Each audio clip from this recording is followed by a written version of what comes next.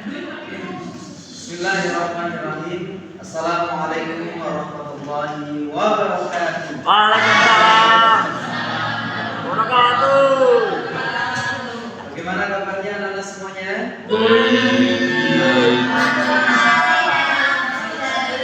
Ketemu lagi dengan Bapak Ahmad Yusran di kelas kita hari ini. Kita belajar apa anak hari ini? Najis. Baik, anak-anak, hari ini insya Allah kita akan melanjutkan pembelajaran fikih kita. Tetapi sebelum itu kita akan memulai dengan berdoa terlebih dahulu. Mohon ketua kelasnya dipimpin Mas Riko. Fatihah. Amin. Amin. Terima kasih Mas Riko sudah dipimpin doanya. Insyaallah suaranya ini. Baik, anak-anak semuanya, di pertemuan hari ini insyaallah kita akan belajar tentang masalah najis ya. Kita akan belajar tentang apa? Najis. Tapi sebelum itu Bapak akan absen dulu. Mungkin barangkali ada yang tidak hadir. Ada teman-teman yang tidak hadir di pagi hari ini? Jumadi, Pak. Oh, Jumadi. Jumadi kenapa? Sakit, Pak. Sakit. Iya. Teman-teman yang perempuan Iya. Jumada hari ini Lastri. Baik. Mana coba? Di pagi hari ini kita akan belajar tentang najis. Kenapa kita belajar tentang najis? Karena setiap hari bisa jadi kita melihat najis ya. Ketika kita masuk kamar mandi di pagi hari kita ketemu dengan najis ya. Ketika BAK ketemu najis, ketika BAB ketemu najis ya. Ketika di jalan lihat ayam buang air besar itu juga najis. Melihat mantan najis. Yang punya bayi itu juga kalau pipis juga najis. Maka najis di dalam Islam itu nanti dibagi tiga. Ada najis yang ringan disebut dengan najis mukhafaf. Ada najis yang sedang namanya najis mutawasit. Ada najis berat namanya najis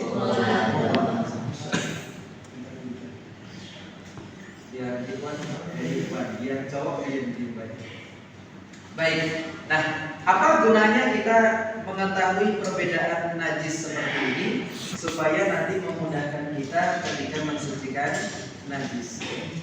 Dulu ketika Bapak tidak tahu cara mensucikan najis, ketika mimpi basah, Bapak cari debu. Ya.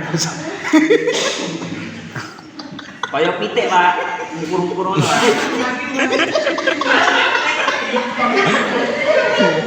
Nah, pitik kan nganggone.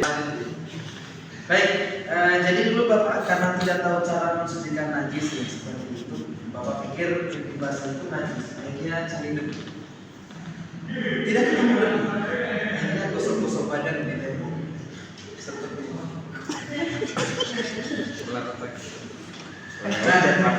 Jadi kita penting belajar tentang najis seperti ini karena ternyata najis yang ringan itu berbeda cara membersihkannya dengan najis yang sedang. Najis yang sedang cara membersihkannya beda dengan najis yang berat. Nah, seperti apa contoh najis yang ringan itu? Nah, najis yang ringan itu ternyata cuma satu saja, yaitu kencing bayi laki-laki yang usianya belum mencapai 2 tahun. Syaratnya belum belum akan minum selain ASI, air susu ibu. Mantap. Ya. Nah, untuk najis yang sedang, najis yang sedang ini banyak sekali seperti itu ya. Nah, kalau najis yang berat ini khusus untuk babi dan anjing serta keturunannya. Misalnya anjing kawin dengan sapi, maka keturunannya juga anjing. Nah, berarti selain kencing bayi laki-laki dan babi dan anjing serta keturunannya itu masuk kategori najis mutawasit atau najis sedang. Misalnya Mas Haidar pipis itu najisnya najis. Mungkul aduh.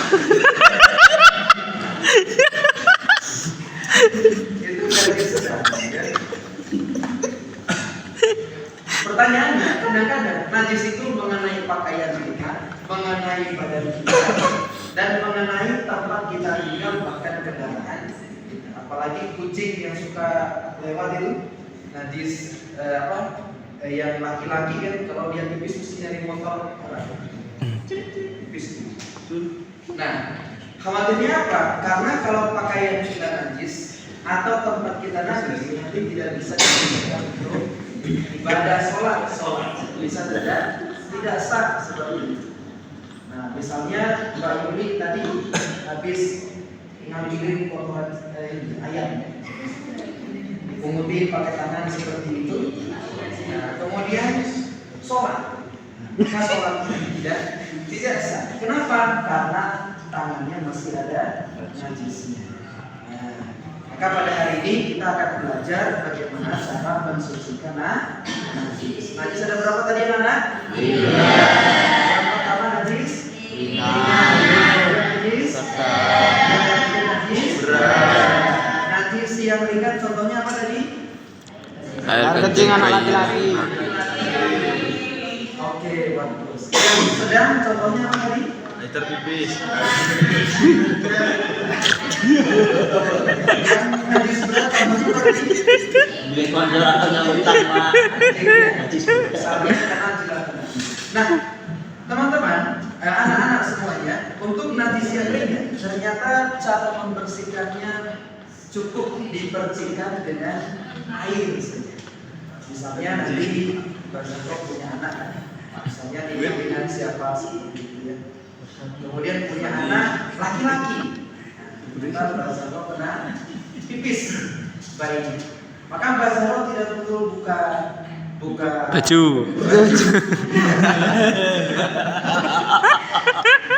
Lalu bagaimana cara mensucikannya? Tinggal dipercik di air di bagian yang basah sampai merata, itu sudah suci. Ya, Lanang deh. Dialirkan air karena termasuk najis yang ringan. Jadi cukup membersihkan airnya. Nah, berbeda dengan najis yang sedang. Misalnya, kita punya ini air pipis. Saya kasih contoh. Pipisnya siapa? Mas Aidel.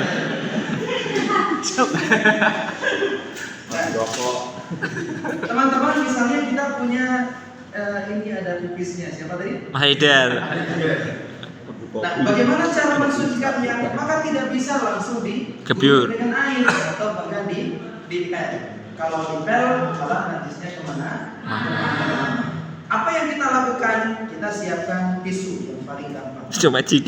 Apa yang kita lakukan di sini? Nah, hal yang pertama harus kita lakukan adalah menghilangkan najisnya. Kalau masih kelihatan bentuknya seperti ini, namanya najis airnya. Maka yang airnya harus kita hilangkan terlebih dahulu anak-anak ya, seperti itu. Nah, kita hilangkan, kemudian kita keringkan sampai sudah tidak ada bau, rasa dan warna. Ya. Dicicipi Pak. Nah, setelah kering, sudah kering seperti ini, tidak nampak lagi ada bau, rasa dan warnanya, lalu kita guyur. Nah, secaranya seperti itu. Akhirnya kemudian kursinya tadi menjadi suci kembali. Nah, berbeda dengan najis yang berat. Najis yang berat itu misalnya tangan kita kena jilatan anjing ya. Misalnya anjingnya namanya Kelly. Maka apa yang kita lakukan? Ternyata untuk mensucikan jilatan anjing itu tidak bisa dibasuh hanya dengan air. Maka salah satunya harus ada namanya ini sedang flu bapak. Itu buat ngatasi mimpi basah. Nah, yang kita lakukan pertama kali adalah mencari debu. Ya, pasir boleh, yang penting ada debunya. Tanah boleh, yang penting ada debunya. Kita ambil seperti ini, seperti ini. Nah, kemudian kita campur dengan air. Ya. Nah, menjadi keruh. Oke, kelihatan? Kelihatan ya. Yang belakang kelihatan Pak Eko? Ya. Nah, kalau jeratan anjing tadi masih ada airnya, maka yang harus kita lakukan tadi menghilangkan zat air. Kita hilangkan sampai kemudian hilang bekas, bau, rasa dan warnanya. Setelah itu, yang pertama adalah kita basuh dulu dengan airnya nih seperti itu. Sudah kelihatan basuhannya? Nah, ini sudah seperti itu kita basuh. Kemudian kita basuh kembali dengan air yang suci mensucikan sebanyak berapa kali? 6 kali. Nah, saat ini sudah berjam-jam. Kita basuh sampai bersih 1, 2, 5, ya. Nah, tangan kita seperti ini sudah suci, sudah bisa dipakai untuk megang orang lain. Nah, begitu. Anak-anak bisa dipahami tentang pelajaran hari ini? Bisa. Baik, karena sudah bisa dipahami, maka Bapak minta murid satu untuk maju ke depan mempraktikkan cara mensucikan najis ya. Karena hari ini yang paling rajin adalah Mas Eko, maka Mas Eko minta tolong ke depan. Jadi Bapak minta untuk mencontohkan satu saja, yang ringan mungkin yang sedang ya. Karena yang berat harus dilakukan. Silakan kita sambut teman-teman Pak Eko.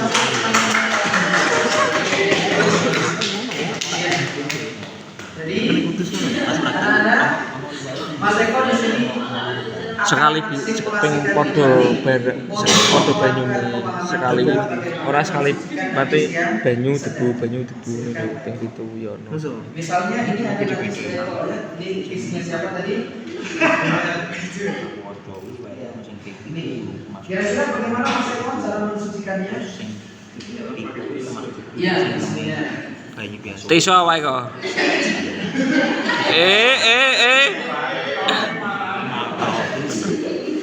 Wis kepiye. Aku ngono memang. Ora dicampur ngono aku yo enak. Pokoke banyu lebu kepiye.